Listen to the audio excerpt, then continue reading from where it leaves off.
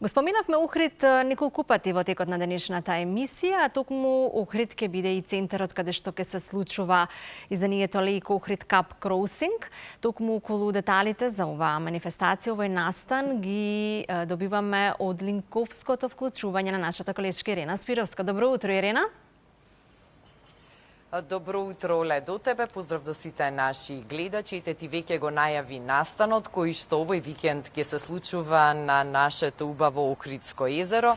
Ohrid Lake Cup Crossing 2026 по шести пат на убавото Охридско езеро. Љубителите на природата, на спортот, на субдаските ќе може да уживаат во еден прекрасен настан. Во следниве минути разговарам директно со организаторот и главниот иницијатор на истиот, Дамјан Петеревски од Педал Клаб. Добро утро. Добро утро, Ирена. Благодарам на поканата и на поддршка низ година.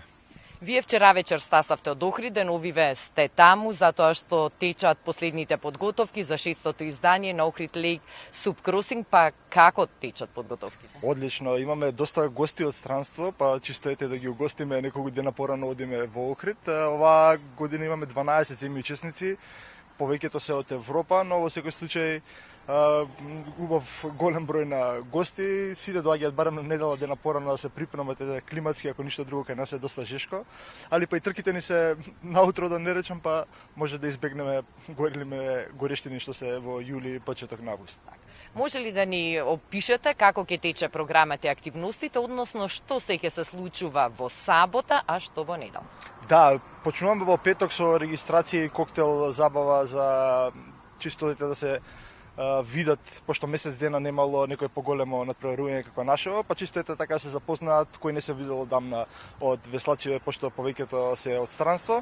Во сабота ни е закажана пред хотел Бисер во Калишта манастирот техничка трка. Таа е, да речам, можеби најинтересна за гледање и за гледачи би поканил кој можеби во Охрид да дојде да ни се придружи. Почнуваме во 9 часот наутро, имаме 12 трки каде што се елиминираат веслачите меѓусебно за да стигнат полуфинале и во финале, и е 500 метарска рута каде што они само кружат околу пловки, и тоа е уствари најинтересното, каде што се буткаат меѓу пловки за да поминат, за да се елиминираат меѓу себе за продолжат во следната фаза. И во принцип тој ден, бидејќи е стационирана на едно место, мислам дека и гледачите најмногу уживаат, навиваат, сите се на иста локација, за разлика од во недела, каде што ја викаме долга стази, е 23 километри. Таа се стартува во Свети Наум, завршуваат во Охрид на воената плажа. Има две точки на застанување каде што треба да се појават пред судиите за да не бидат, да не речам на некој начин, и дисквалификувани или да им се одземе време, бидејќи мора да се појават на плажа на тие две точки за да ги поминат тие 23 километри, иначе може да скратат рутата за некој километар.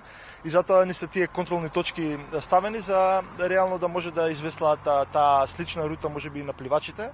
Лани ни го срушија рекордот, но оваа година имаме двајца многу јаки веслачи, еден светски шампион и еден европски шампион, кои мислам дека доколку им се погодат временските услови, дека за некоја минута ќе осимнат рекордот, така да и ние како организацијата да видиме нешто ново, бидејќи секоја година. Не знам, чисто една паралела да направам, женскиот рекорд ни го држи 14 годишно дете. Светска шампионка е девојчето, пред некоја година го постави, уште не е стигнат. Кај даските за дување исто лани една девојка од Шкотска ни го сруши рекордот, така да секоја година се подобрува со тоа што временските услови за наша среќа не служат.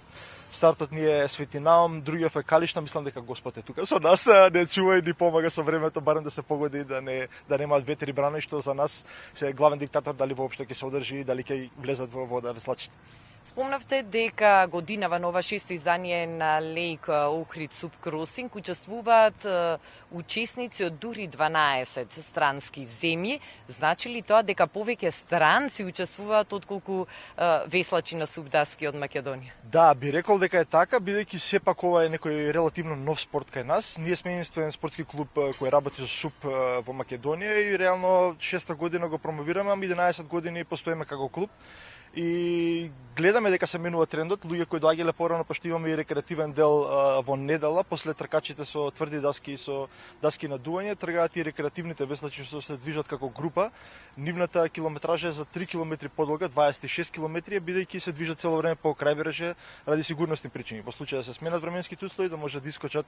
Секако сите групи се следени со црвен крст, со спасувачи, со човек кој пружа прва помош, но во секој случај, пошто рекреативците се у поголем број македонци, сакаме да бидеме на сигурната страна и се движиме по крајбреж. Иако е се 3 километри подолга рута од самите професионални тркачи, реално они имаат 8 точки на застанување, бидејќи се движат како група, застануваат на тие 8 точки на секој час, би рекол, пошто нив 8 часа им треба наспрема тркачите, рекордот е 2 сати и 26 минути, но во секој случај гледаме тренд дека и кај нас се менува. Ако почнале како рекреативци македонците, сега некои од нив се префрлени на трката и полека се зголемува тоа. Мислам, дури во регионов, а и на интернационалните такмичења каде што одиме, македонскиот тим е доста поголем. Иако сме почнале како двајца, тројца со сопругата, најчесто патуваме по различни надпревари, така и викаме гости да дојдат кај нас.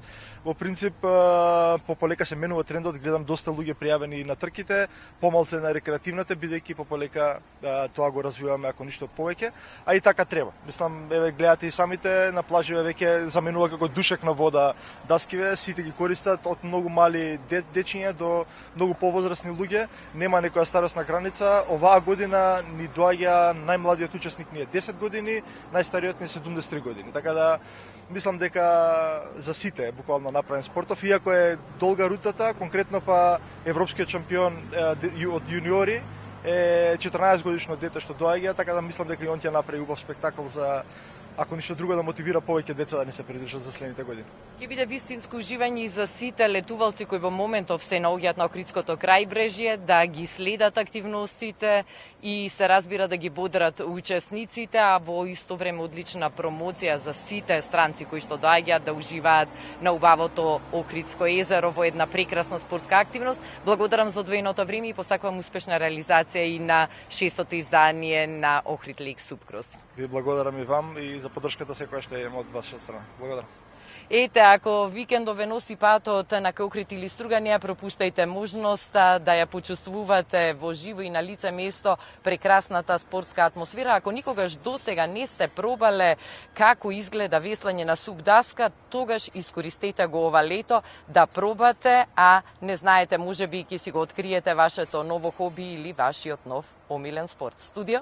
Да, верувам дека сите што имаат можност ќе дојдат да го проследат ова издание и многу успех и случувањата да бидат од посетени од голем број на луѓе.